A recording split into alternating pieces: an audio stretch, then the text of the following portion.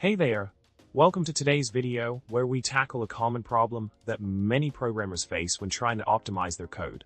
The problem we're looking at is how to prefetch data into the L1 cache efficiently and continue with other work while waiting for the data to arrive. We want to avoid stalling the loop and maximize performance by checking if the prefetched data has arrived in the L1 cache before processing it. Sounds like a tricky situation, right? So, let's dive into the solution for this problem. Unfortunately, there isn't a direct instruction available that allows you to query the cache status of a specific address. Tuning the prefetch distance can be done by inserting a set amount of other work between the load and the use of the loaded data.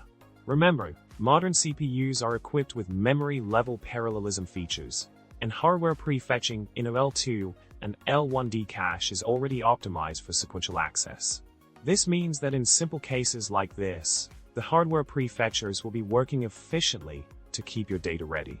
Additionally, tuning software prefetch is system-specific and challenging, depending on various factors like memory bandwidth competition from other cores.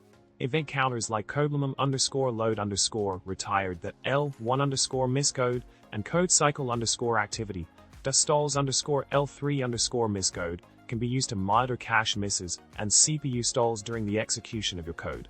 These counters can help you adjust your prefetch distance until you hit the sweet spot where your performance is optimized. Remember, one cache miss doesn't necessarily stall the entire core, thanks to out-of-order execution features in modern CPUs. In summary, when it comes to optimizing data prefetching and processing in your code, it's essential to understand the limitations and capabilities of modern CPUs.